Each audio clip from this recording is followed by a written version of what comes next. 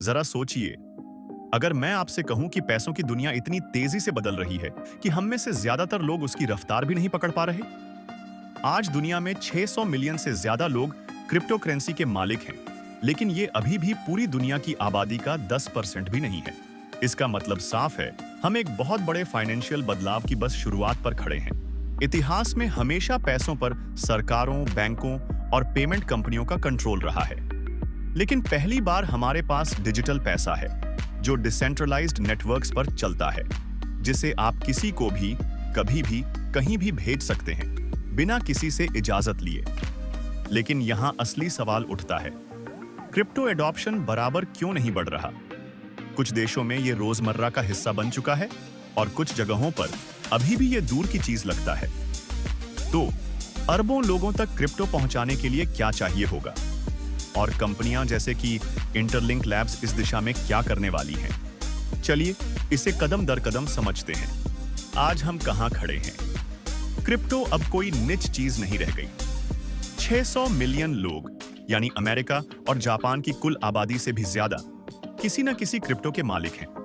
लेकिन सच ये है कि ज्यादातर लोग क्रिप्टो को अभी भी एक इन्वेस्टमेंट की तरह देखते हैं, जैसे गोल्ड या स्टॉक्स। वो बिटकॉइन या एथेरियम खरीदते हैं सिर्फ इस उम्मीद में कि उसकी कीमत बढ़ेगी।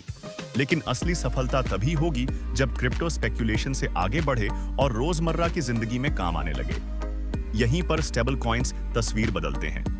USDT और USDC जैसे स्टेबल कॉइन ने क्रिप्टो एडॉप्शन की असली गाड़ी खींची है। क्यों?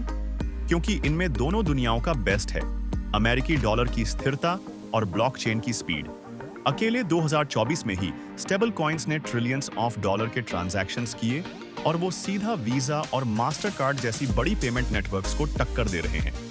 तो पैटर्न साफ है, लोग अब क्रिप्टो को सिर्फ होल्ड नहीं कर रहे, बल्कि उसे इस्तेमाल भी कर रहे हैं, पैसे भेजने में, महंगाई से बचाव में और बिजनेस बनाने में। क्रिप्टो एडॉप्शन के 3 बड़े रास्ते। अब बात करते हैं उन 3 रास्तों की जिनसे क्रिप्टो अरबों लोगों तक पहुंचेगा। पहला रास्ता, पेमेंट्स और रेमिटेंस।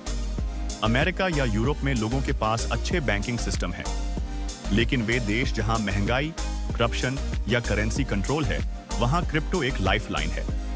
उदाहरण के लिए वेनेजुएला, वहां की करेंसी बोलीवार ने पिछले 10 सालों में लगभग पूरी वैल्यू खो दी है। लोग अपनी कमाई तुरंत बिटकॉइन या स्टेबल कॉइन में बदल लेते हैं ताकि उनका पैसा सुरक्षित रहे। या फिर नाइजीरिया को लीजिए, वहां सरकार ने विदेशी करेंसी पर सख्त पाबंदी लगाई है।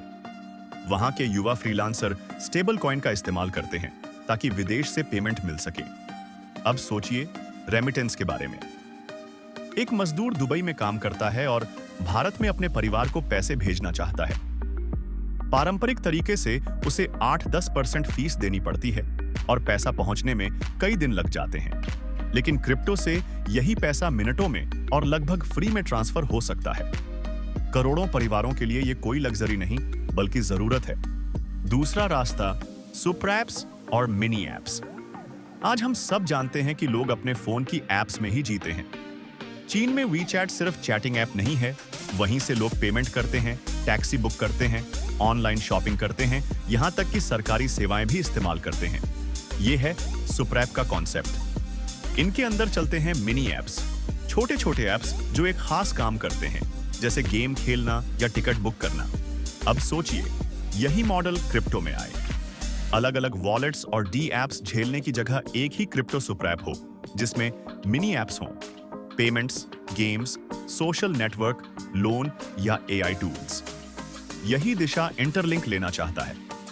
वो खुद को एक क्रिप्टो सुपर ऐप बनाना चाहते हैं, जहां सारे मिनी एप्स सिर्फ असली वेरीफाइड इंसानों के लिए हों। तीसरा रास्ता, वेब 3 का ऐसा UX जो वेब 2 जैसा हो। सच कहें तो आज का क्रिप्टो बहुत कॉम्प्लेक्स है। Wallets, seed phrase, gas fees, ये सब 90s का इंटरनेट याद दिलाता है। और यही वजह है कि आम लोग इससे डरते हैं। ब्रेक थ्रू तभी होगा जब क्रिप्टो एप्स उतने ही आसान हो जाएं जितने व्हाट्सएप, पेपाल या एप्पल पे हैं। मतलब एक क्लिक में लॉगिन, फेस स्कैन से ट्रांजैक्शन, कोई झंझट नहीं। उसी दिन अरबों लोग क्रिप्टो अपनाएंगे। बड़ी रुकावटें। अब रुकावटों की भी बात करते हैं। सबसे बड़ी समस्या है आइडेंटिटी। आज भी दुनिया में 50 मिलियन लोग बिना किसी ऑफिशियल आईडी के रहते हैं और करीब 3.3 बिलियन लोग यानी आधी दुनिया के पास डिजिटल आईडी ही नहीं है। इसका मतलब ये लोग बैंक अकाउंट नहीं खोल सकते, ऑनलाइन वेरिफिकेशन नहीं कर सकते और बेसिक फाइनेंशियल टूल्स से बाहर रह जाते हैं। दूसरी समस्या है एक्सेस असमानता। आज दुनिया के 80% से ज्यादा क्रिप्टो एटीएम सिर्फ नॉर्थ अमेरिका और यूरोप में है। वहीं अफ्रीका या लैटिन अमेरिका जैसे इलाकों में जहां क्रिप्टो की सबसे ज्यादा जरूरत है, वहां कोई एक्सेस ही नहीं। और तीसरी समस्या बॉट्स और फेक अकाउंट्स। जब कोई भी इंसान सेकंडों में दर्जनों अकाउंट बना सकता है, तो भरोसा कहां से आएगा? यही प्रॉब्लम इंटरलिंक सॉल्व करना चाहता है। इंटरलिंक की योजना। तो अब सवाल यह है, इंटरलिंक लैब्स इन प्रॉब्लम्स को कैसे हल करेगा? पहला step, proof of personhood. Advanced biometric और लिवनेस डिटेक्शन से इंटरलिंक हर अकाउंट को वेरीफाई करेगा। एक इंसान ऑक्स एक अकाउंट, न कोई डुप्लीकेट न कोई बॉट, यही बनेगा उनका ट्रस्ट लेयर। दूसरा स्टेप, इंटरलिंक सुपर ऐप। एक बार वेरीफाई हो गए तो आपको मिलेगा सुपर ऐप जिसके अंदर सारे मिनी ऐप्स होंगे। तीसरा स्टेप, आसान पेमेंट्स। लोकल करेंसी और क्रिप्टो के बीच स्मूथ कन्वर्जन, लो फीस और रियल वर्ल्ड यूज। चौथा स्टेप, गैसलेस वॉलेट्स, यानी ब्लॉकचेन फीस खुद ब खुद कवर हो जाएंगी, यूजर को कुछ समझने की जरूरत ही नहीं। पांचवा step, AI assistants. Super app के अंदर आपका खुद का एआई गाइड होगा जो आपको पैसे मैनेज करने, एप्स ढूंढने और सेफली इंटरैक्ट करने में मदद करेगा। इसके सेंटर में होगा ITLG टोकन जो ट्रांजैक्शंस, रिवॉर्ड्स और गवर्नेंस को पावर देगा। इंटरलिंक चाहता है कि ITLG सिर्फ एक यूटिलिटी टोकन न रहे, बल्कि इतना मजबूत बने कि एक दिन कुछ देशों की रिजर्व करेंसी की तरह भी इस्तेमाल हो सके।